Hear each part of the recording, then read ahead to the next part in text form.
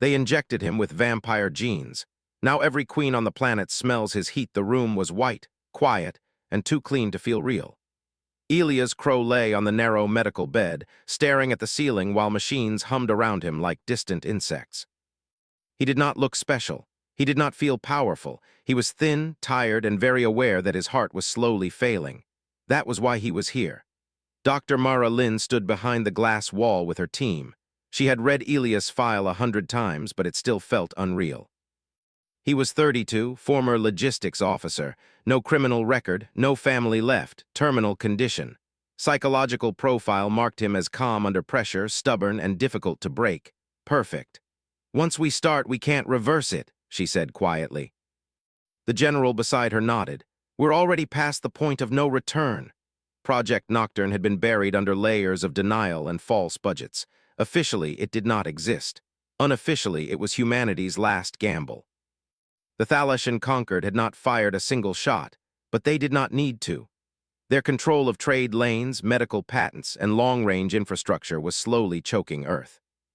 Every negotiation ended the same way: polite words, gentle smiles, and another demand that humans could not accept. The conquered was ruled by queens, not symbolic queens, but biological ones, long-lived, powerful, and obeyed at a level deeper than law. Human diplomats had learned one thing for certain: those queens reacted strongly to biology, to scent, to presence. That was where Nocturne came in. The vampire genes were not myth. They came from fragments of ancient human DNA found in frozen remains, from a branch of humanity that had evolved to survive extreme conditions. High regeneration, enhanced sensory processing, longevity markers, and something else that the scientists could not fully explain. A biological signal tied to dominance and survival. They injected Elias while he was awake. He did not scream. His hands clenched, his breathing broke for a moment, but he forced himself to stay still. The fluid burned as it entered his veins, like ice and fire at the same time. His vision blurred, the machine screamed alarms, then slowly the pain faded into something deeper and heavier. He slept for 3 days. When Elias woke, the first thing he noticed was silence. The machines were quieter. His chest did not hurt. He took a deep breath and felt air fill his lungs without resistance. For the first time in years, his heart beat strong and steady. Dr. Lin watched him closely. "How do you feel?" "Hungry," Elias said. His voice sounded clearer, stronger. They expected side effects: aggression, confusion, instability. Instead, Elias was focused. Calm, too calm. His body temperature ran slightly higher than normal. His blood showed rapid regeneration. Minor injuries healed in minutes. And then there was the other thing: animals reacted first. Lab mice became restless when he entered the room. Security dogs refused to meet his eyes. Human staff felt uneasy around him, though they could not say why. Not fear, not attraction, just awareness. The first off-world test came sooner than planned. The conquered summoned Earth to a diplomatic session on Thalassa Prime. Attendance was mandatory. Refusal would be taken as weakness. Earth sent a small delegation. Elias was included as a logistics advisor, his presence hidden behind false credentials. Thalassa Prime was alive. The air was thick with alien scents, the city grown rather than built. Organic towers curved toward the sky, glowing softly. Elias felt every step, every vibration, as if the world itself was speaking to him. The queens arrived last. They were tall, graceful, and terrifying in their stillness. When they entered the chamber, conversation died instantly. Every being present lowered their gaze, every being except Elias. He did not challenge them, he simply looked up. The moment stretched. One queen faltered. Just for a fraction of a second. Another turned her head, nostrils flaring. A third stiffened, her attendants shifting in confusion. No alarms sounded, no weapons activated, but something had changed. Across the planet, other queens paused mid-thought. Ancient instincts stirred. The biological sensors in their bodies registered a signal that had not existed for tens of thousands of years. A rival pattern, not prey, not mate, not subordinate, a survivor. The session collapsed into chaos. Orders contradicted each other. Lesser officials hesitated. The queens withdrew without explanation. The humans were escorted out under heavy guard. "What did you do?" the ambassador whispered to Elias as they boarded their ship. "I don't know," Elias replied honestly. Within hours, the conquered accused Earth of genetic aggression, of releasing an illegal biological influence weapon. Earth denied everything. They were telling the truth, mostly. They had not known this would happen. Elias was isolated, scanned, tested, questioned. His pheromonal output increased when he was stressed, when he made hard choices, when he refused to back down. The signal was not constant. It responded to will. Dr. Lin realized the truth first. "It's not desire," she said. "It's not control, it's survival authority." His body is advertising that he can endure what others can't. The conquered demanded Elias surrender. Earth refused. The next summons came with no threats, only a request. Elias would stand before the queens alone. No weapons, no guards, he agreed. The tribunal chamber was older than human civilization. The queens sat in a circle, their presence heavy and overwhelming. Elias walked to the center and stood still. The air changed. The queens reacted openly this time. Some leaned forward, others recoiled. Their control fractured as ancient biological rules collided with modern politics. At last, the oldest queen spoke. Her voice echoed without sound. "This one carries the scent of a ruler who does not die." Elias met her gaze. His heart beat steadily. His body burned with quiet strength. "I don't want to rule anyone," he said. "I just want my people to live." Silence followed, not anger, not rejection, consideration. The session ended without verdict or punishment. War was not declared. Trade lanes remained open. As Elias returned to the ship, Dr. Lin watched the data stream across her screen. His genetic markers were stabilizing, adapting. The signal was no longer foreign, it was human. Somewhere deep in conquered space, the queens began to understand something terrifying. This was not a weapon, it was a warning. Humanity had remembered how to endure. The silence after the tribunal spread across conquered space like a held breath. No declarations were made. No fleets moved, but nothing returned to normal. Every queen felt it, the quiet pressure at the edge of thought, the reminder that something ancient had awakened. Elias Crow returned to Earth as a free man, but not an ordinary one. He was monitored at all times, not because he was dangerous, but because no one knew what would happen next. His body continued to change in small ways. His strength stabilized. His senses sharpened, then settled. He did not grow violent or arrogant. If anything, he became more controlled, more careful with his words and actions. That worried the conquered more than rage ever could. Human diplomats soon noticed a strange shift. Meetings that once ended in subtle threats now ended in hesitation. Conquered officials delayed decisions when humans were present. Requests that would have been denied outright were now under review. It was as if the conquered was afraid to push too hard. The queens argued among themselves. Some believed Elias should be eliminated quietly. Others warned that killing him might make things worse. The biological signal he carried was not artificial anymore. It had bonded with his human traits. Stress made it stronger. Resistance amplified it. If he died as a martyr, the reaction from humanity could create more like him. That possibility frightened them. Dr. Mara Lin led a deeper analysis. Her team worked day and night, studying Elias' genome. The truth emerged slowly. The vampire genes had not overwritten him. They had unlocked something dormant. Humanity had once evolved for survival above all else, then later chose cooperation and restraint. Elias' body now bridged both states. He was not unique. He was early. The conquered tested this theory without realizing it. In a minor trade dispute, they attempted pressure tactics on a human colony near a contested system. The humans refused to comply. No threats, no violence, just calm refusal. Conquered observers reported something disturbing. The human negotiators present carried faint traces of the same signal Elias had, much weaker but similar in pattern. It appeared when they stood their ground, when they chose loss over surrender. The queens felt it across the stars. Elias was summoned again, this time not as a suspect, but as a representative. He traveled alone to a neutral station. The queens appeared by projection, their forms vast and unreadable. "You are changing your species," one queen said.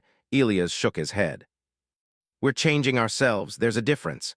Another queen asked, "Is this your intention, to become rulers?" "No," Elias replied. "Rulers break when they fall, survivors adapt." The queens struggled with that concept. Their society was built on stability, on control, on preventing change to preserve order. Humanity was the opposite, chaotic, fragile, always close to collapse, yet somehow still standing. Elias explained it simply. "We don't endure because we're strong, we endure because we refuse to stop." The words carried weight far beyond sound. The Conquered proposed containment, limits on human expansion, genetic oversight. Elias refused, calmly, respectfully, completely. For the first time in their history, the Queens faced a negotiation they could not biologically dominate. Elias' presence disrupted their instinctive hierarchy. They could not push him without strengthening him. The stalemate lasted weeks, then something unexpected happened. A distant conquered world suffered a massive ecological failure. Systems collapsed. Food production fell. The Queens issued commands, but panic spread faster than obedience. Their control, once absolute, weakened under crisis. Human ships arrived without being asked. Elias had authorized it. They brought engineers, medics, and supplies. No demands, no speeches, just help. The conquered officials were stunned. Humanity had nothing to gain by saving them, except proof. As the crisis deepened, Elias joined the relief effort in person. He worked alongside humans and aliens alike. He took risks, made hard calls, stayed awake for days. His signal grew stronger than ever, not from dominance but from responsibility. The Queens felt it clearly now. This was not conquest. This was leadership without control. The conquered world stabilized. Lives were saved. The Queens convened in emergency council. The truth could no longer be denied.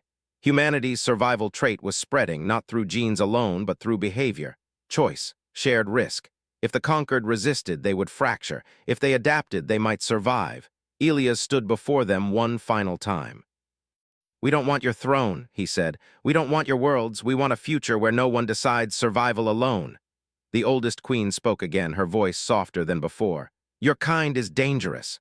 "Yes," Elias agreed, "to extinction." The Nocturne Accords were signed soon after. Humanity was recognized as a self-evolving species, free from genetic restriction. The conquered agreed to shared development, open research, and mutual aid protocols. The galaxy reacted with shock. On Earth, Elias returned to a quieter life. He refused titles, refused power. He became an advisor, then stepped away entirely. His health remained strong. His aging slowed. He was content to be human, but the change could not be undone.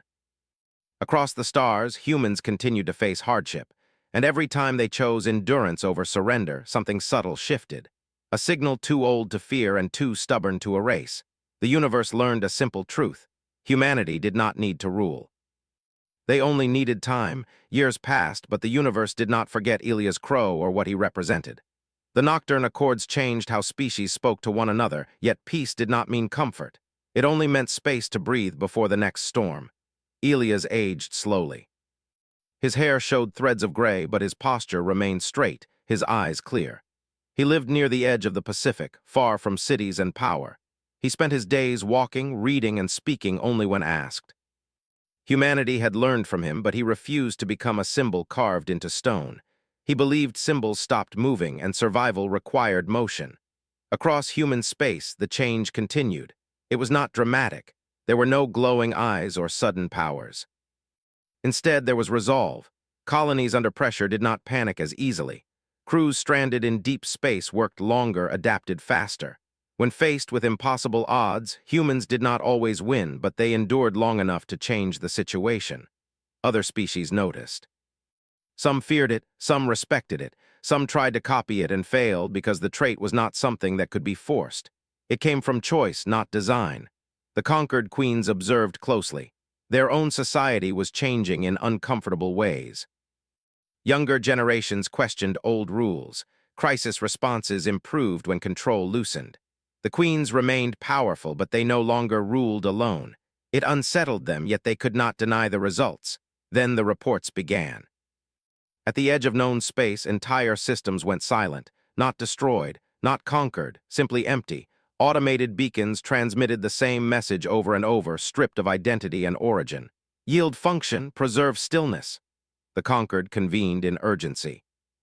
The message did not come from any known species. It did not threaten. It did not negotiate. It assumed obedience as a natural state. Human analysts were uneasy.